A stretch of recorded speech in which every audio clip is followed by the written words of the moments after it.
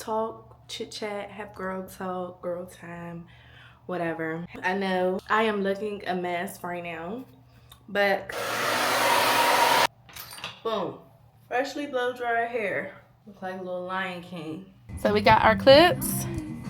I use this clip on the side that I'm actively flat ironing, and this one on the side that I'm not. So what's been going on with y'all? Because it's been a lot going on with me, if I'm being honest. My health has really shaken my world up and has caused me to, I don't know, see things different, view things a little different, forced me to slow down and get back to the basics, the things that really matter in life.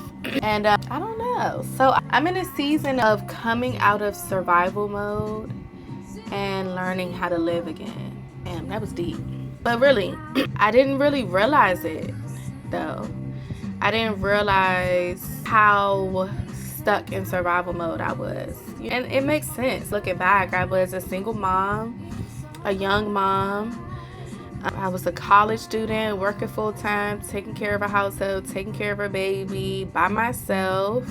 Not that her father was never around, but just managing that household and that day-to-day and just doing it by myself. And I'm just now realizing how many of my decisions were rooted in survival. I didn't realize that I was in survival mode, you know what I'm saying? But every decision I made, from my career to where I lived, to what I did, what I didn't do, places I frequented, places I didn't, was literally out of survival.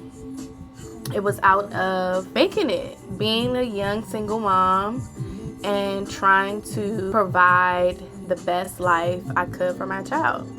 And I have a lot of unlearning to do. So there are things like resting, sleeping, foreign to me. Don't shoot me. And I don't mean going to sleep. I go to sleep and I always have, but real rest, doing nothing. Oh my God, I'm still learning how to do nothing. Let me talk to y'all. I don't know how to do nothing. Seriously. I will sleep. If I'm tired, I will allow myself to rest. I'll take a nap.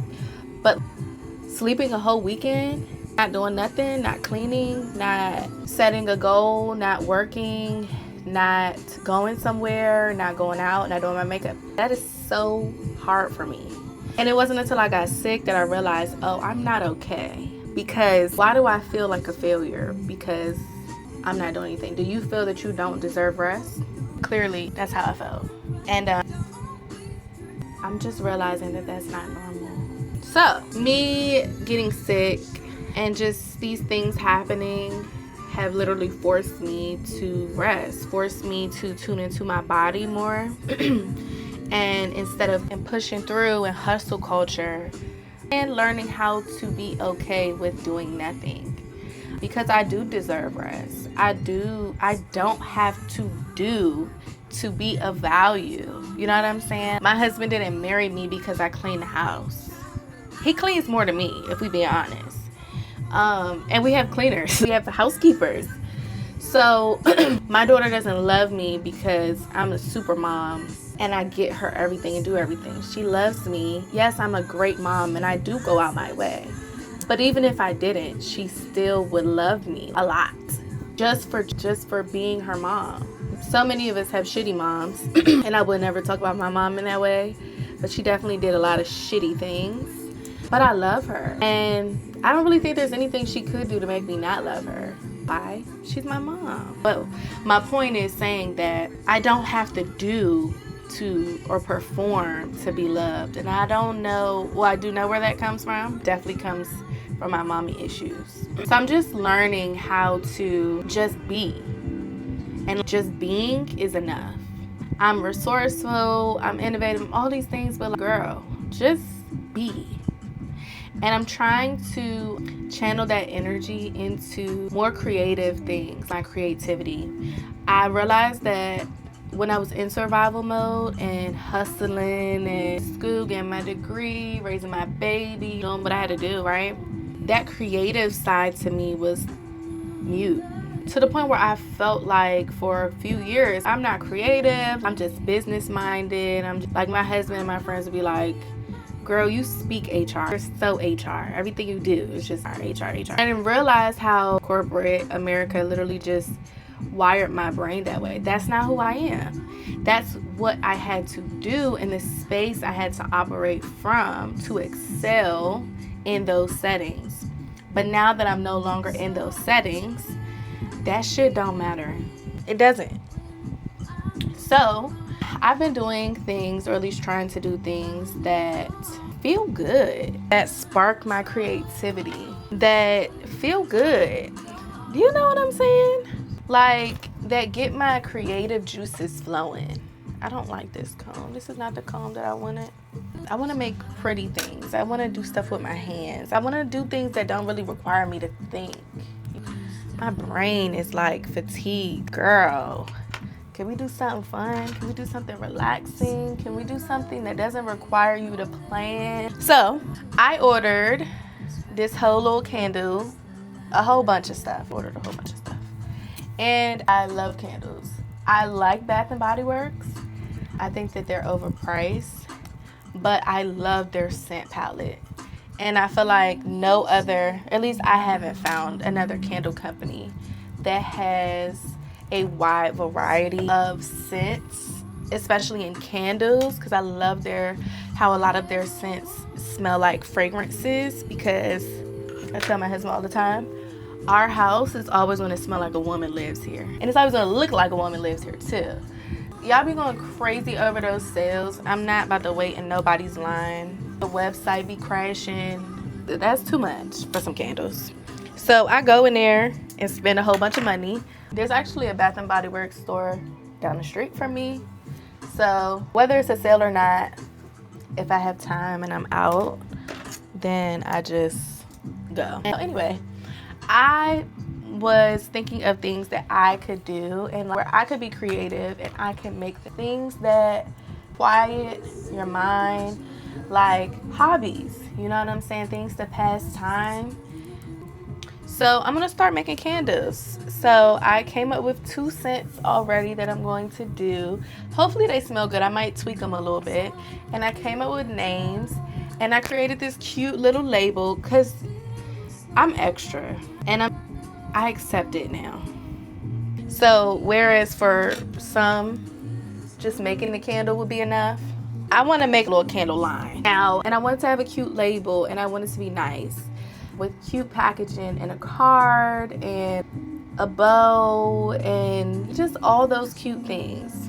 So, but who knows, maybe if people like them, I'm just doing what I like. And if other people like them and they want them and they want to buy it, then I guess I'll just make some more, especially if this is something that's soothing to me. That's the ultimate soft girl life that I want. I don't ever see myself being a full stay-at-home mom and not working or having any source of income. That just don't sit right with my spirit. However, I do want to just be a girl. I want to be fully in my femininity. I want to do girl things and just make money off of it. That's not too much to ask. And I'm going to do it. So like if baking bread, sourdough bread, right, makes me happy, right? I just want to be able to do that, right? And in my perfect world, people will love my sourdough bread, right, and want to buy it. And I make money, no pressure, just off of that. I don't want it to get too big to where I feel like I need to mass produce it. But I do want to get little orders in, get the cute little signs, stamp it, package it. I just don't want anything that starts to become too much pressure. And it's funny that I'm really into this because I was raised that doing things like that, creative things, were hobbies only. You don't make money from that. And even if you do, it's not sustainable and it's short-lived, and you shouldn't invest your time and resources into that. That's how I was raised. I was raised to go to college and pick the best degree that you'll get the most bang for your buck, that you can use either in any field or as many fields as possible. Hence why I have a business degree and I went into HR. So for a while, doing these creative projects and these girl things seemed unstable to me. Is that the word I want to use? It seemed like, oh, that's great, you design clothes, or oh, that's great, you bake cookies, or whatever it is. It's not one specific thing, right? But like, you got a full-time job though, right? While you're doing that, girl, chase your dreams, but like, that's it. You know what I'm saying? Even if your cookie sales are booming, and no shade, because I actually have a friend who does cookies and her cookie business is booming. So this is no shade to her. Love her cookies. Best cookies ever. And honestly, I think she was actually the first person, other than my brother, that started a hobby and it became a business and it was very successful, very fast, that I saw personally. So shout out to you, boo. Naomi Cooks Cookies, because I was able to see in real time, just being her friend, being in proximity to her, how fast, how something that she wanted, a skill she wanted to learn, that was a hobby, that just took off. And I think that was the first real representation in my personal life that I was able to see that went against what I was taught, and what showed me that what I was taught is not what I believe. And I think it's an outdated way of thinking, and I think it's smart. Don't get me wrong, my mother taught me that, and it was smart. It was safe, right? And coming up in her era, that was the best thing to do. But now that we live in this world, it's 2026, we live in this world of infinite possibilities. We have the internet. We have so many resources. We have people that are able to build brands, careers, stability, success, fame off of anything, off of a hobby, off of one video, off of content creation, off of dog grooming, off of literally anything. And it's not that wasn't possible in our parents' generation. It wasn't as safe, and it wasn't impossible. But if you're raising a child to be an adult and you want them to have the best life possible, what are you going to do? You're going to tell them to do what is tried and true and works, right? But we live in this age now. For them, for my parents, the best thing to do was get your degree and get in the government, right? Well, look at the hundreds of thousands of federal workers that got laid off, right? So things are different. Things are changing. And so it helped me to have compassion, and compassion for how I was raised and what I was taught and what my mother taught me. Because sometimes we get caught up in things being right or wrong. But I'm learning to have grace and compassion that she and me made the best decisions that we thought were best at the time, with the resources, knowledge, experience, and whatever else we have. So I get it. I get why she taught me to be safe, to operate in life like it was a chess game. See what move is the smartest, to never make a move on the board where it limits your options to win in the end. And yes, it requires you to take a little bit of risk, but my mother was very I remember I dyed my hair red when I was 16, and she literally was like, you're not going to get a job. No, I'm not going to be seen with a daughter with red hair. Real crazy, right? She stopped talking to me and everything. And at 16, first of all, I had 2 jobs in high school, starting at the age of 15. I was the captain of the modeling team, and I don't know how the hell I was doing that. I worked at a hair salon, and I worked at Chevy's restaurant, and I was getting to it at a young age, never played, right? And even just that thought process of you're not going to get a job, and you're going to graduate in 2 years, and you're not going to get a job, you're going to keep your hair red, your hair is going to fall out, you're going to dye your hair, and your hair is gonna fall out. You have all that pretty hair and you just want to damage it. You just want to, like, I want to do something different. I want to see if I like it. And if I don't, then I'll dye it back. So what?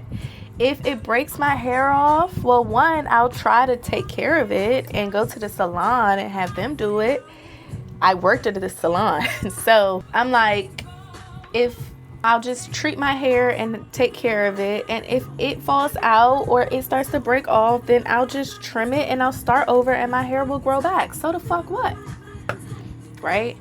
And I remember she'd be like, well, not always. I used to perm my hair, but my hair was down my back and my hair never grew back.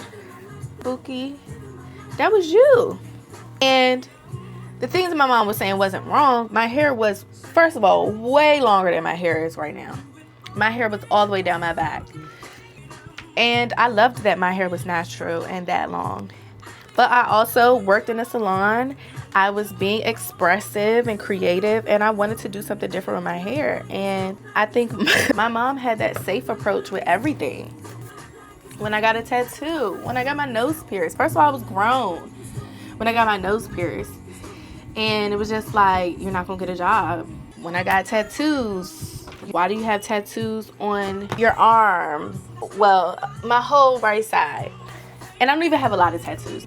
My husband got it. He got tattoos everywhere. Full sleeves, chest, legs, back. I don't know if his back is tatted. I don't think his back is tatted. But compared to him, I'm a baby. My best friend, got it. Tattoos everywhere. So that whole mindset, right? Of, well, Asia, you're going to college or you're in college and blah. Why are you getting tattoos on your arms? And you're always going to have to wear something to cover it up. And you're going to have to put makeup on. No, I'm not doing that. And I said that. It got to a point when I was growing up. It's not 1980. Everybody has tattoos. Lawyers stink. I know that may have been a thing when you were coming up, and then maybe that was taboo then, but it's not taboo now. And I'm not going to hide my tattoos. Now, most business professional clothing, I'm already not going to have my arms out unless it's summertime. But so what? I'm not about to wear a blazer every day at work just because I got some tattoos. Then when I got the tattoo on my hand, oh my God, I can't hide that. I'm not trying to. I'm not trying to hide it. It's who I am. It's a part of me. This tattoo has meaning, even though I cannot stand this tattoo. Definitely got botched, but it has purpose, and that's what it says, purpose. So being creative wasn't safe. And if my mom let us be expressive, but just don't take it too far. So can't believe I had all these realizations. Wow, see what happened when you slow down and you sleep, y'all? I was able to, instead of be like, damn, well, why my mother taught me some shit that was wrong, to have some compassion and some grace. I get it. It makes sense. But that's not how I want to live my life anymore. And those things that she taught me got me to where I needed to be when I needed to be there. And it is okay for me to say to that version of myself, thank you for all that you've done to get us here to this point. But I have it from here now. And to choose differently and to do differently. And that's where I am. I talk about that kind of more in depth in my podcast, the last few episodes. Because there's been a little bit of guilt that I felt. Like letting go of that version of, I don't know why I'm about to cry. Letting go of that version of Asia is a little sad. I feel a little guilt, like survivor's guilt. Because I worked so hard. I went through so much during that time in my life. I promise you would not know just looking at me. And I know that all these things happened for a reason. They all came together for my greatest good and are still coming together. But I don't know why. Part of me feels a little indebted to that version of me. Because that version that was in survival mode built so much under pressure in a short amount of time. My whole life catapulted. Shedding that identity, shedding those beliefs, shedding that mindset, shedding those habits and routines has been a challenge. And it's a little bittersweet, y'all. Lord, it's a little bittersweet, I'm not gonna lie to you. And I just love this new version that I'm stepping into. I just don't necessarily love the process, if I'm being honest. But the process is necessary. You can't get to the promise without the process. So I'm just taking it day by day. I'm gonna listen to my body and do what feels good. I get to do the things that feel good. I don't have to just push through just because it needs to be done all the time. That's the survival mode. I was taught and raised to push through, do what you gotta do. It doesn't matter how you feel. You gotta be logical. You gotta do this. You gotta do what you gotta do. And for the first time in my life, I'm allowing myself to be more selective, really fully living in my own free will. First of all, I'm an adult, a real live adult. I don't know why sometimes I feel like a teenager. I'm an adult. I'm a mother. I'm a wife. I'm a woman. I don't know where that comes from. But I can literally do whatever it is that I want or don't want to do, because this is my life.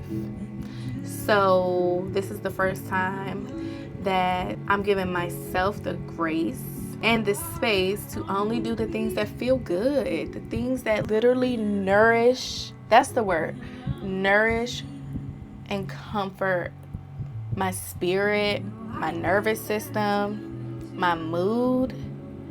I never allow myself time to do that. And when I think about it, it makes me sad. Damn, Asia, you just was real strict in this bitch. Real, when did you live? I wasn't living. I wasn't even being. I was doing. I was surviving. I was going. The only time I have fun is when I would go out with my friends. So that's kind of sad. Damn, Asia, love yourself more. So anyway, now I am, and I'm doing the things that literally feel good. So, but I'm excited for the candles. I have like a cute little name for it, and the first 2 scents. It's going to be so nice, and I can't wait to burn them and gift them. But even then, I was like, Asia, slow down. How about you gift it to yourself first, right? Do something for yourself. My brain automatically went to Mother's Day and doing these intentional gifts for Mother's Day and setting up these little Mother's Day kits. Girl, gift something for yourself. I literally had to tell myself, literally, girl, get your life. Gift something to yourself. Do a scent that you want. So I'm just doing what I like. And if you like it, great. If not, it was for me anyway. So it don't even matter. That's just where I'm at.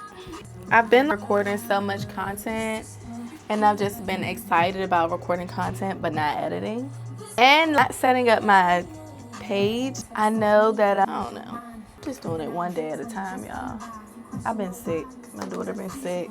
Even with like podcasts, it takes so much out of me, not even to record it, but because it's so deep, y'all. It's so deep, and I am going through it. My podcast series, for those that don't know, is called Becoming Her. And it's literally about becoming and growth and what I've been talking about this whole time. Shedding those old ways and beliefs and stepping into something new. It's not superficial, it's the deep stuff.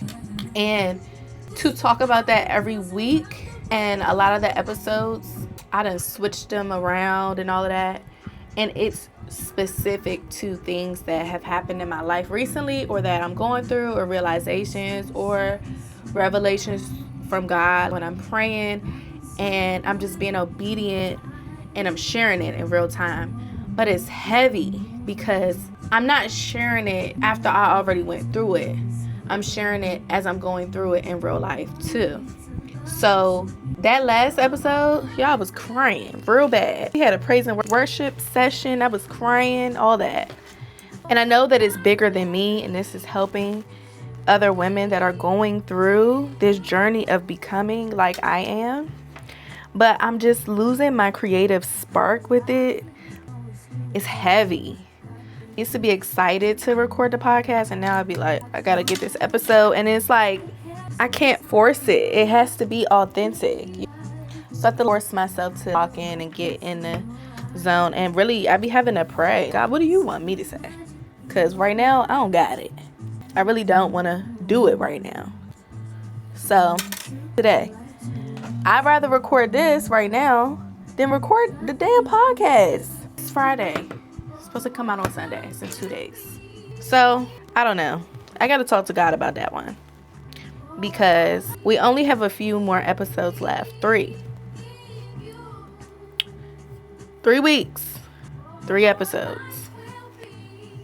So I think this week's episode is probably the last one that's heavy. Really heavy for me, but who knows? Because God be working in mysterious ways. So I done finished my hair, y'all.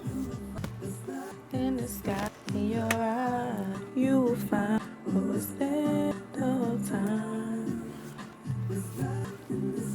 In your eyes. I need to cut this other side, make it even, but I'm done. I'm gonna leave it straight so I don't put too much heat on it. Well, y'all, thank you for coming to chat with me while I do my hair. I got a little deep on accident, but that's what's been going on with me. I've been sick, y'all. And God has just been working on me. And I welcome y'all to come with me on this journey of getting back to the basics. Stepping outside of survival mode and identities and a lifestyle that doesn't really matter. And getting back to the basics. So maybe I'll share as much as I can with you all. I'm excited for the candle making. I will share snippets of that with you all. And if y'all want to order a candle, let me know. Let me get a little link up so y'all can order and I can ship it out to you. Because I want you guys to enjoy the scents and the fragrances just like I do. I love lighting a candle. Light a candle, get you a cup of coffee, a cup of tea, read a book, clean up. It just sets the tone. Even just being in my glam room, lighting a candle. I don't be using the overhead light. I just have it vibey. My neon sign and just cute and cozy. The things that feel good. That's just where I am. Real intentional. Deep. Call it what you want. I've accepted it at this point. So thanks for coming to my TED Talk. My chit chat, girl talk. And spending some time with me. I've missed you all. But I needed to rest too. So if you guys aren't seeing me as much, just give me grace because I am stepping into a new season of my life. I am learning how to slow down. I am learning how to show up for myself before I show up for others. And to stop abandoning myself, my wants, my needs, my desires, right? We do that so much as moms and wives.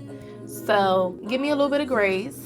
I'll try to drop what I can so you guys can get up with your girl. And in the meantime, if y'all want to chat, y'all could I don't buy it. I be telling y'all, I do not buy it. I'm not a mean girl. I know some of the girlies be mean.